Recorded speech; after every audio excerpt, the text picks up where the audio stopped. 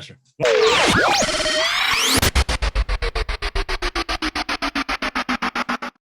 ready? Are you ready? Hold on.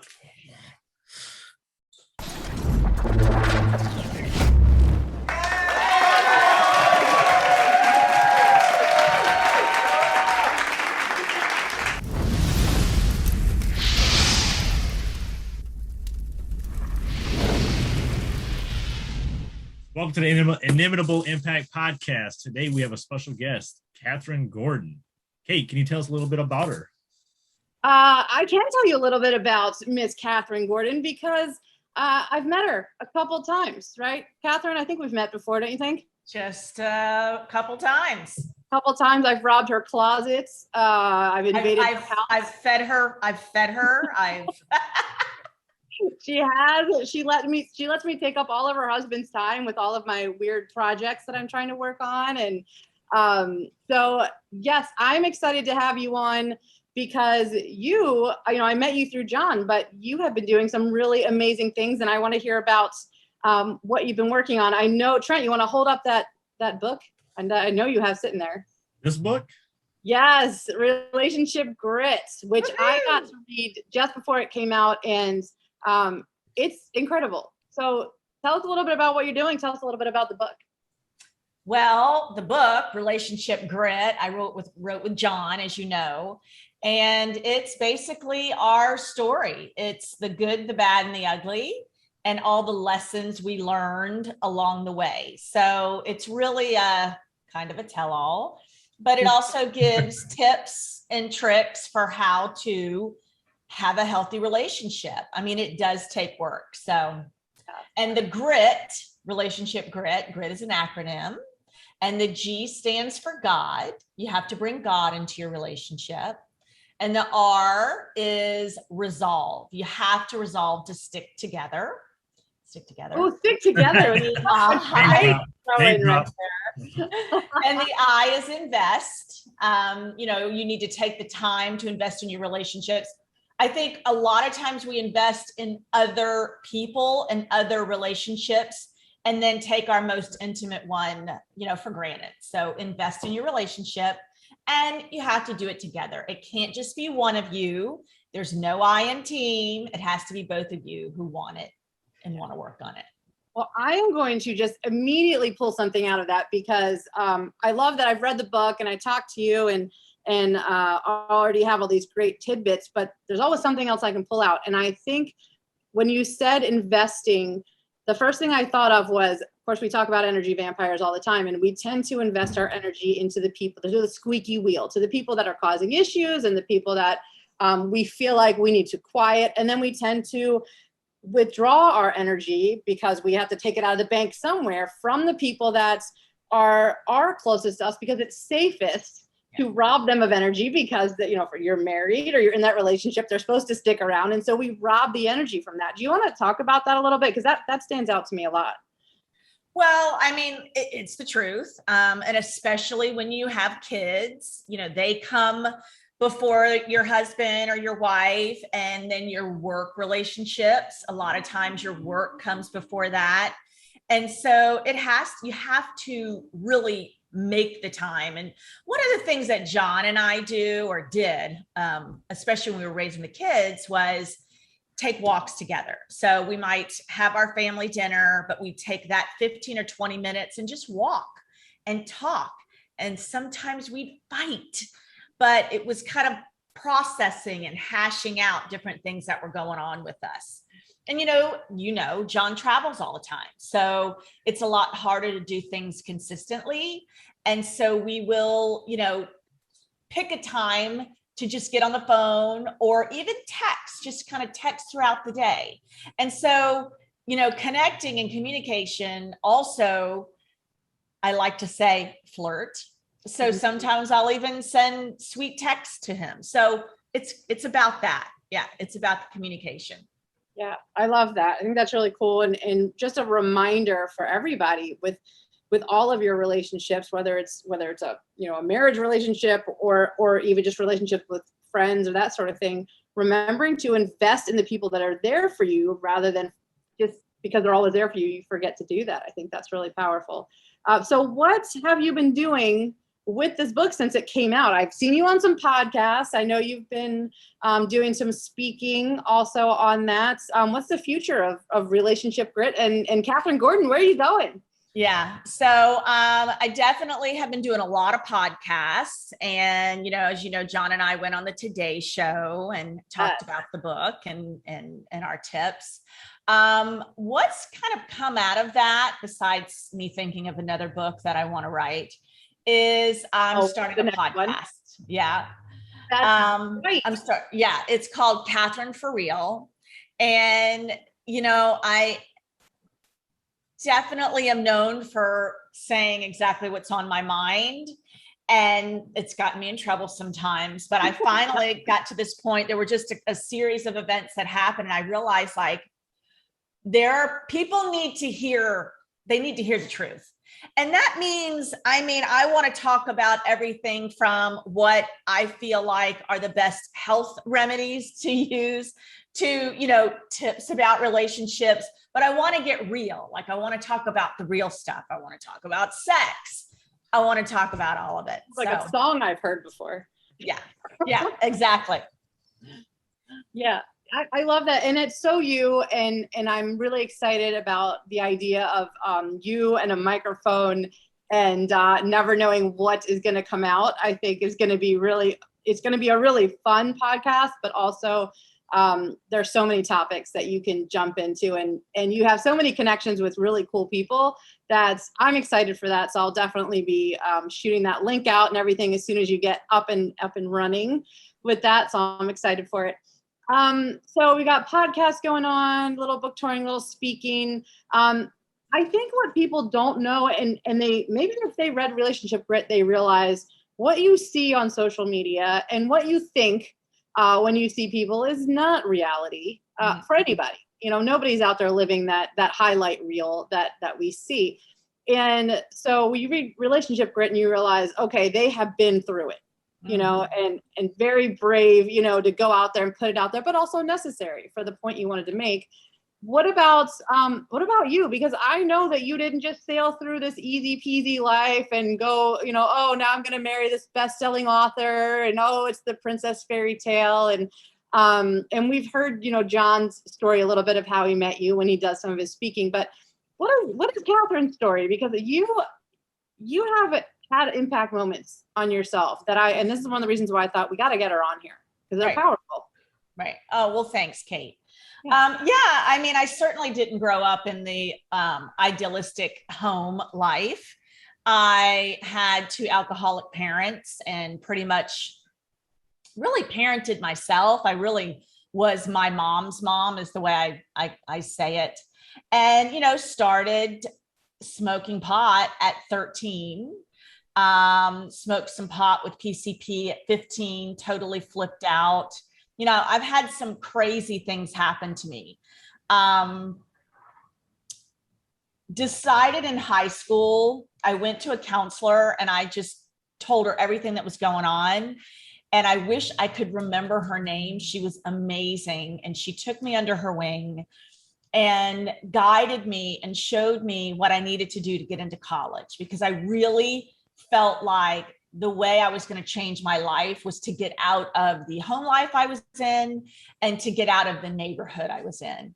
And I lived in a neighborhood, it was a a lot of Navy families. So it wasn't horrible, but a lot of the fathers were gone all the time. And so there were a lot of issues. And so I knew I kind of had to get out of that. I really had to get out of town to be able to do what I needed to do. But that started with getting a college education. So, but we'll kind of backtrack, because I guess I was just turning 17 and had some stuff going on in my home and moved out. So I went and lived with my boyfriend, who was 21, and he was a cocaine dealer. I know you guys are probably like, oh my gosh. That's a good point. You're talking to people who've seen it all. Are you okay, Trent? Hey, Are you okay, Trent? yeah, I've been down those type of roads. Yeah, I've been down those type of roads. We got our own stories, so Oh yeah. And so I lived with him. We lived a very wild life.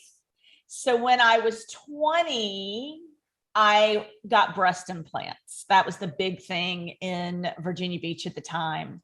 And then that kind of helped me segue into a lot of modeling, a lot of bikini modeling. And so I did get into college. And so what we would do is my boyfriend, I would find out where all the bikini contests and red dress contests, there are all these contests at all the bars through Virginia Beach and Norfolk. And we'd write them down, and we would pick the ones we were going to do. And he would drive me, and I would go around town and make like I'd win $500 here. It was like, I think about it now, I'm like, it was pretty crazy to think about, but I would like make money to also help pay for my college. Yeah. So I did end up graduating from college. It took me 5 years. I was on the 5-year plan because I was doing a lot of partying. 5 years is fast. 5-year plan. And I got a job selling communication systems for cable and wireless communication. And I literally graduated from college and packed my bags. And a week later, I moved to Nashville, Tennessee, and I never went home. Left the boyfriend, left everything. But you know that saying, no matter where you go, there you are. So it wasn't long. Yeah. It wasn't long. I've heard it before. Now I've got it twice. Yep. I found those same type of people that were doing those same type of things and started partying really hard in Nashville. And then I discovered this drug called ecstasy. And then that was my new thing. And that's where I hit rock bottom and just said, I need help. So I went to a rehab in Ponte Vedra Beach, Florida, which is where I live now, which is kind of weird. Crazy. So anyway, and then I started my recovery journey.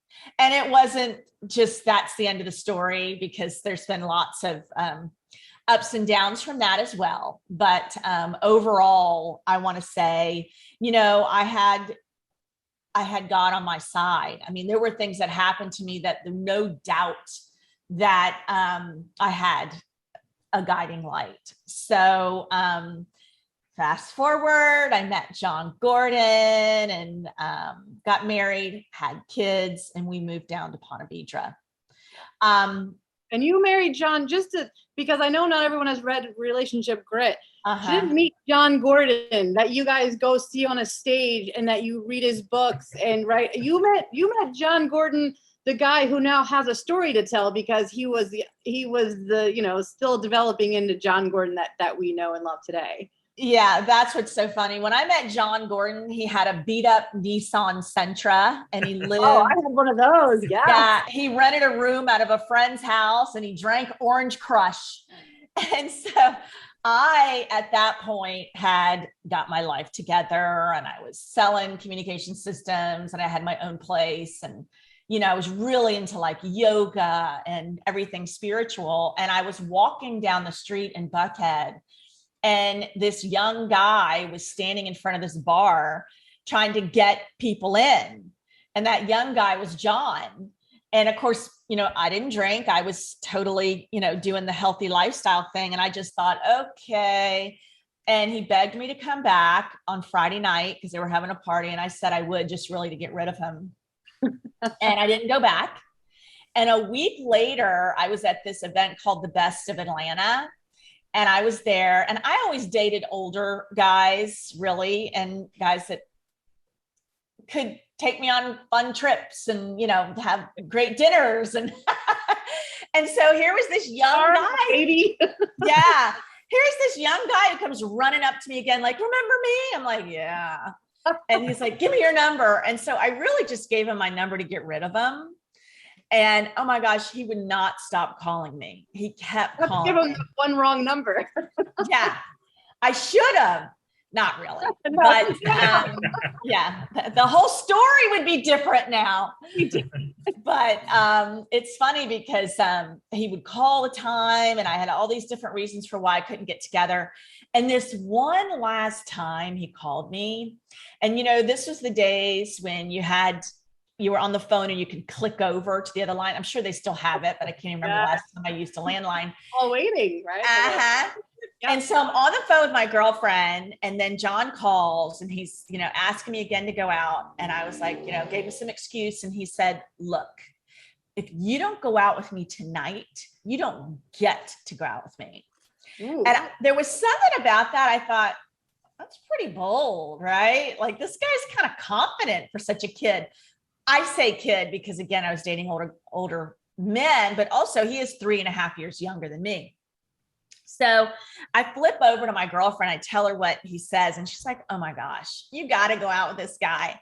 So I went out with him that night. I had no makeup on. My hair was in barrettes. I mean, I didn't make any effort. And it's so funny because he says when he saw me, he was like, is this the woman that And so he proceeded to guzzle a Captain Morgan's and pineapple. And you got to remember, I didn't drink. So I'm looking at him going, oh, great. Bar owner, alcoholic, no thank you. Which meanwhile, if you know John Gordon, he actually is not a drinker. He's not a drinker.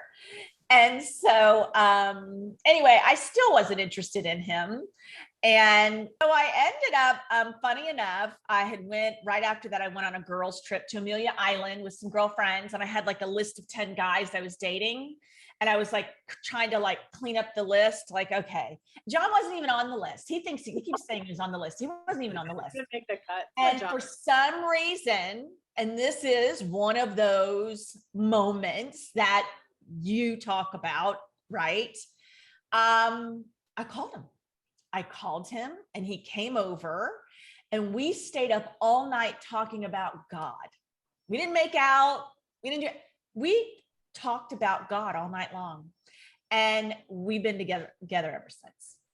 Yeah, that's incredible. That's a moment. Yeah. Also, I did want to share with you, once we got married, we started having kids. With my daughter Jade, I got really sick after I had her, and what I didn't know was that my implants were filled with mold. So I had black mold, a mold. It was Aspergillus nigus inside my implants, and they almost killed me. A video on this, right? Oh my gosh.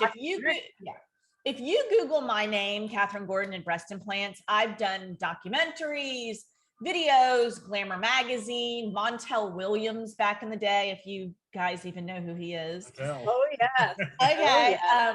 So no, and there was an inimitable moment in that, so I had gotten so sick that I could barely lift my head, and everybody thought I was crazy, including John. Every time I would go to the doctor, they couldn't find anything, but I had like hot joints and achy. It was all these things. They thought I was crazy. Doctors said I had postpartum depression. You name it. They wanted to prescribe me antidepressants. They wanted to, oh my gosh, I can't tell you how many doctors, the rheumatoid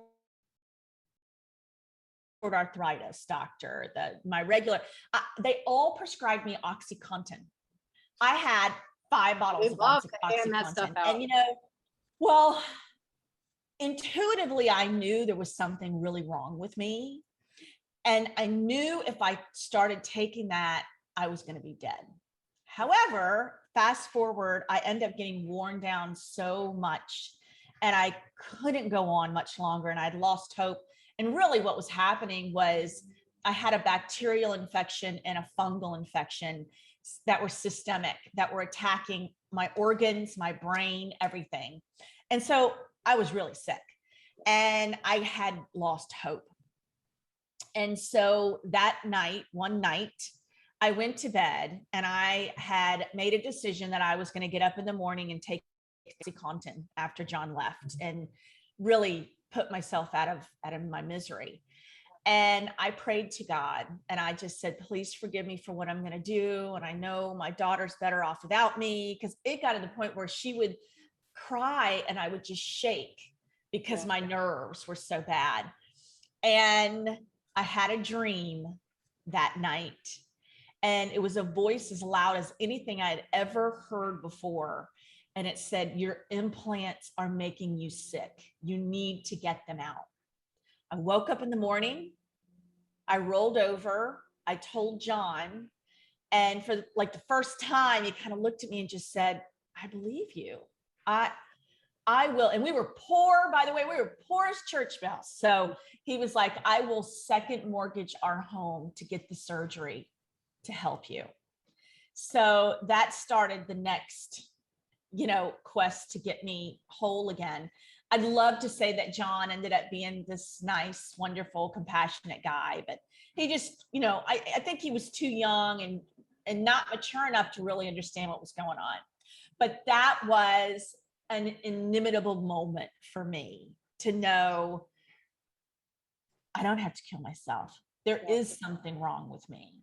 And guess what? I went to the doctor and she said she's heard of this before. She wanted to open me up, clean me out, and put some new ones back in. And I said, open me up, clean me out, and sew me back up. Right. And but what she didn't expect when she opened me up was that both of my implants were black and filled with the Aspergillus niger. So that was pretty scary. Matter of fact, they were sent off to be tested. And the doctor that tested my implants, he was Dr. Pierre Blaise. He was, I think he was in Quebec, Canada. And he called me. He said, young lady, I had to hear your voice. I have never met anybody that had Aspergillus living in their body, or in their body that was living. He said, you have won the lottery. So, and I have found out since then that it's a death sentence. And I had one of my friend's son who ended up passing away from getting it in his bone. Wow. So anyway, that was another, What is, all of that is so incredible. And I know I've heard that story, not all those pieces, but what is that moment like? And, just to go from, because so many people are in this right now where they have lost hope with either they're feeling sick or fear of what's going on right now, and things, in fear of the situations they're in with businesses and all of that feeling of being, I am out of control. I don't see a way around this.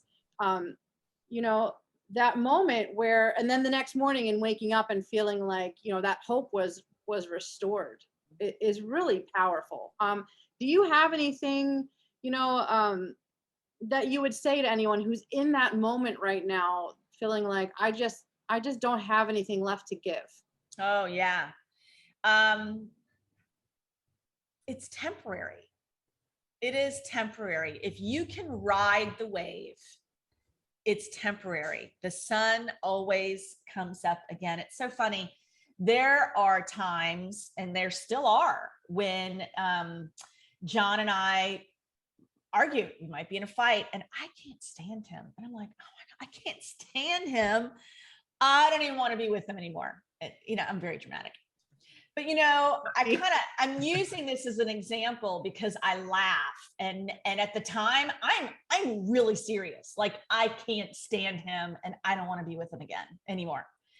And, of course I wake up in the morning or later and then I'm like, I love you so much. And I realize, like, if we could remember that, they're waves of emotion, and don't believe the lie, right? It goes back to that fear over faith, but just, it's all temporary. And of course, for me, it's my connection to God.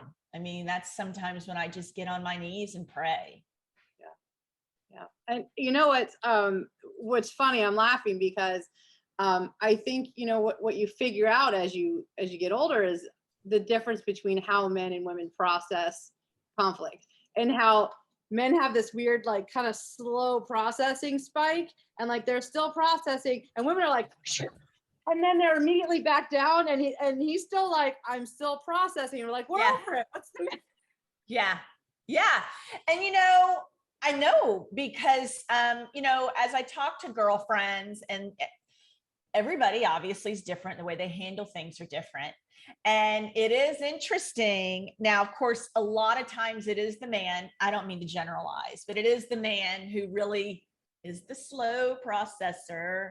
There needs to be a course where that guys would know, like, seriously, man, just sit back and let it run its course, be there, and it's all going to be fine. I think what happens, and then it's all good. Yes, because, oh my gosh, I mean, thank gosh John is the way he is, because I'm like absolutes. I mean, they're absolutes, so yeah, ride the wave. Yeah, it's temporary. It's temporary. Yeah, I love it. So what got you from, first of all, I have got to pull this up because we talked about Kathryn as the kid. So I'm gonna pull over. We gotta look at that face. Was this what picture was this? Because that is not a smile. I was 13. It was my 7th grade school picture. Funny. I know. Look, you look. And oh my gosh, I wish I still had those plump lips. Gorgeous.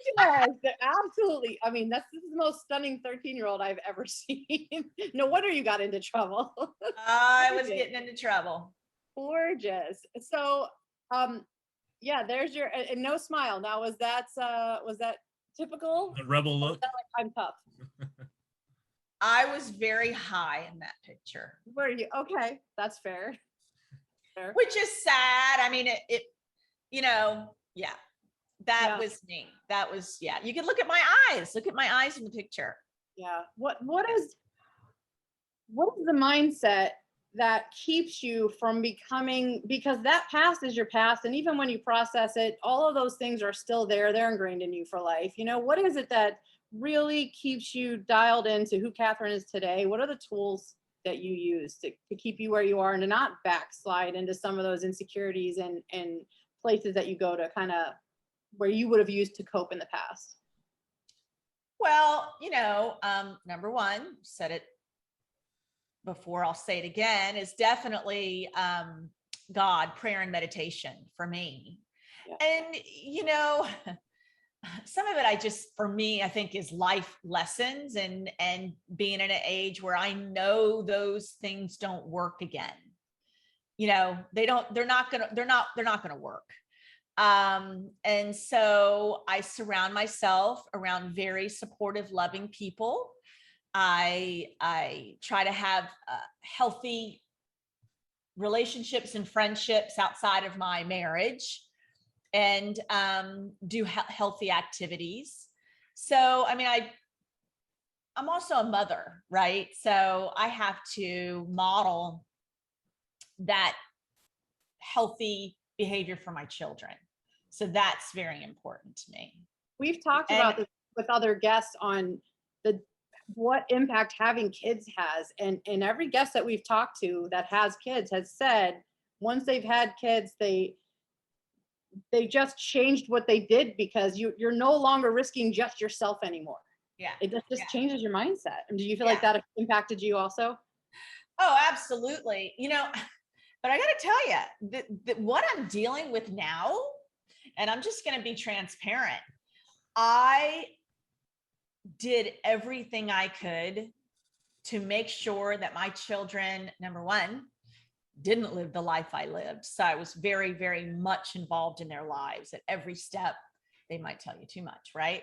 I was the helicopter mom. I was a helicopter mom, and, made sure that they, went to the best schools that we could afford. Couldn't afford much early on, and making sure they had the best teachers. And I mean, every step of the way, I was trying to make sure that they had a better life than me. Mm-hmm. But I gotta tell you, some of that kind of comes back. Like, there's a fine line that you really still have to make sure your kids work for themselves, to know, right, struggle. Thank you. Do you ever feel like you overcorrected? Oh yeah. I know I have overcorrected with my kids. It's like, I don't want you to have any ounce of that pain that I had. Absolutely. And they needed to have a little bit of it, because some of that pain made me who I am. A little bit of adversity. Listen, I was motivated by negativity. And I'm finally realizing, like, not everybody is. I was the person I was like, I'm going to show you. I'm getting out of here. I'm making a life from, I was so, to this day, I'm motivated by negativity, but I'm shocked that other people aren't. It's kind of like, oh, my son is not motivated by negativity. Like, I would think, when I'd say things to him, no, it just makes him feel less than. So I'm having to learn. My son said to me, now he says he was joking, but I kind of think he wasn't. And he said, Mom, you gave me too much growing up. Are you kidding me? Are you kidding me? So I don't know. It's a double-edged sword for sure. It's a fine line. It really is. Yeah. Yeah. What do you think? Because I know you're, with your kids, and you're such a, all in dad, as being a, full-time dad. Do you think that ever crosses your mind of like, am I doing too much for them, or do you feel, or like, do you ever question that? Oh yeah, all the time. I question, you want them to make some mistakes, but then again, as a parent, you don't want them to see go through that hurt. So you want to protect, but you want to, let them off a little bit, so like get into a little trouble, to see some reactions, and then pull them back. But sometimes you want to protect them from everything when you shouldn't. You should let them get a little bit of life experience, a little bit of adversity. But it's hard nowadays with kids, because like you said, some kids are so touchy-feely with, some kids want to be corrected like that, and some don't. So it's a thin line with that. So as parents, when you want to let your kids struggle, because it's good for them, but when you see them struggle and you have the power to rescue them, how do you stand there and do it? And you have to, but it's so much harder. And if you don't have kids yet, it's something you don't really understand until you're presented with it, because it seems so black and white. Well, you just let them struggle. It's just what you do. And it's like, okay, fine. You stand there while I punch somebody you love in the shoulder, and you just go, keep going. It's different when you're living. It's very hard. Yeah. Is not wimps. It really is. I keep saying it needs to change. Like, somebody's got to write something or do something and start encouraging parents. Like, if everybody stopped making it this thing where, that's it. This is your fast track. If you're not on this club team traveling anyway. So that's tough. And I wish I could go back and do that different. Because even that, it was just so controlling, the whole thing. So, well, and I think, on the sports topic, and I'm sure Trent's got some thoughts on this, but we want to give them the opportunity. And what we're being told from every side is that if you don't do this, this, and this, that they may decide not to play later. But if you don't do this for them, then you've taken away the option. So that we think in order to give them the option, we have to do all these things. And the truth is, one, they don't need to do all of that. The truth is, in the end game, if your kid is athletic, they could play softball all the way until their senior year, switch to lacrosse, and be recruited for lacrosse, because they're an athlete. It's really not about the people who are telling you certain things that control all the money and are making that, getting the benefit. And the other thing is that so many kids, by giving them the opportunity, we've actually soured them on the very sport we're trying to give them the opportunity for. And a lot of people questioned when my kids did not play lacrosse year round. You're a college lacrosse coach. How can you not know that your kids have to play year round? I said, they don't want to. I literally will, when they come to me and say, hey, I'd like to sign up for this. And I say, okay, let's see, do we have the money for it? Does it fit? Are you overcommitted? Does this fit in? How are your academics? Okay, that all looks great. great, let's sign up for it. But we look at so many other things rather than our entire lives being about sports, because that's a miserable place to be, where your only family vacation is sitting at a beach during the hottest hours of the day in between games. We did it. That's not a vacation. Yeah. It's the adults that ruin everything. I mean, they a lot of these adults want to live their lives with their kids. Yes. They weren't the All-American athletes, so little Johnny got to be the All-American athlete, and that's so terrible because there's so much pressure on these kids nowadays to just be kids. Exactly right. You're right. A lot of these kids are living. Yeah, it's their parents are living through them. Yep. Yeah, absolutely. Yeah. Well, I think what do you want to leave? And I know your podcast is going to leave such an impact on so many people and a lot of different subjects. From your life in particular, because your book is great. You have so much relationship advice, but I really want to focus on, you had a big, powerful shift in your life. What is the impact that you want to leave from the lessons that you learned from that, on other people? Yep. You're not your past. Use your past as experience going forward, but don't use it to keep you stuck in negativity, or it doesn't define you. Your past doesn't define you. So, and I'm a living example of that. So that would be, for me, the biggest thing. I use my past as lessons and experience of how I want to be in the world today.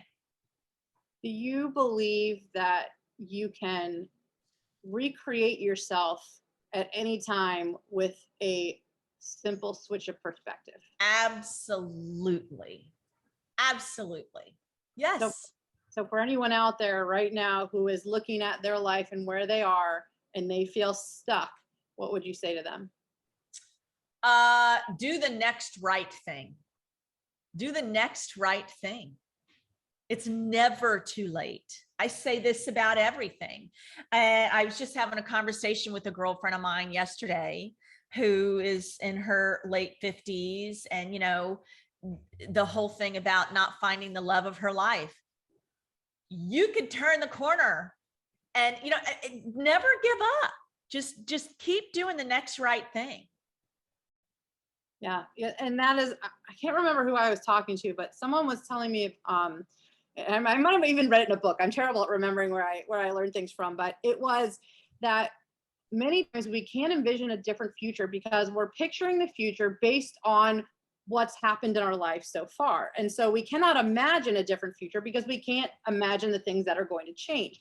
And so tomorrow, somebody walks into your life, sends you a message, whatever, you meet this person out of the blue that you didn't know you were going to meet, and then everything's different. But you're not going to imagine that future because it hasn't happened yet and you haven't seen that person enter your life. And I think that's so powerful to realize our imagination is too small. Our idea of where we can go is too small because we can't see the opportunities that we don't know is coming. We don't know what we don't know. And if we could imagine, for me, I walked into an airport and I met this guy who wrote some books, randomly.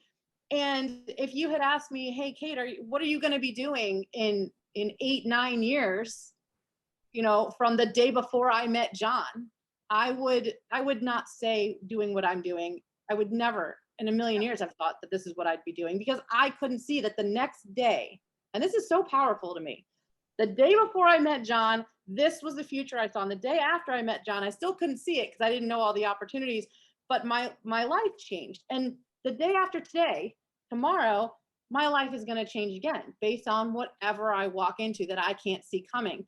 And going back to that idea of hope and losing hope, you don't know who's walking into your life tomorrow. You don't know what realization you're going to have tomorrow. You don't know. And so don't give up today because tomorrow is going to be the most incredible thing that's ever happened. And so is the next day. And it is all one big giant adventure. And nobody stops reading an adventure in the middle of the story. Not when it's a great. Exactly right. That's right. And I do want to add to that. And John says this, don't listen to yourself. Don't listen to yourself. talk to yourself, Yeah. right? Talk to yourself positively. Don't let those negative thoughts come in, right? Or if they do, let them pass right by. And I got to tell you, John told me when he met you, and it's so funny to hear your perception of yourself at times, and then John's. And he met this dynamic woman. She's going to be such a great speaker. And I mean, through this whole thing, he always talks about how, you know, you're an amazing speaker, her books, the books, amazing, you know, so just hearing it from someone else and then hearing how John talked about you and then how sometimes, you know, we talk about ourselves. Don't listen to the negativity, you know? It's really cool. I do remember going to the FCA camp. It was, you know, shortly after I met John, and I talk about how John introduced me as a writer one day, and that just completely flipped my perspective. But I was playing a lacrosse game with Jade at the FCA camp, and I snuck her over onto my team. She was having a rough day, and I was like, come on, you're going to come play with us. And I put her on my team, and we're playing, and she's like, oh yeah, my dad talks about you all the time. He thinks you're amazing. And I stopped playing lacrosse. Like, he does? Oh my God. And it was really cool to, you know, just hear that perspective. So that's always really fun. But I think you have such a powerful story to tell, and you're not done. And there's so many other places and people that you're going to reach. So tell us again the name of your podcast, and do you have a launch date or any kind of time frame so we can get excited? But yeah, so hopefully soon, but Kathryn for Real is the podcast. Right. And you can follow me on Kathryn Gordon. I also have Kathryn for Real as an Instagram handle, but I think I'm going to do a lot of what I do in the beginning through Kathryn Gordon. Thank you guys for being flexible. Of course, and you too.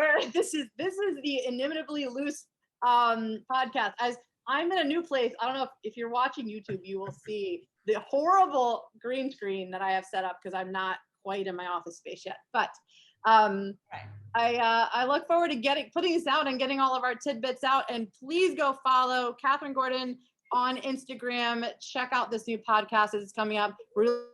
Grit. Grab a copy of that. You can hold that up again, Trent. I'm going to get a picture of you. See if it'll show. Here, wait, let me get mine. Let's be fair. 2,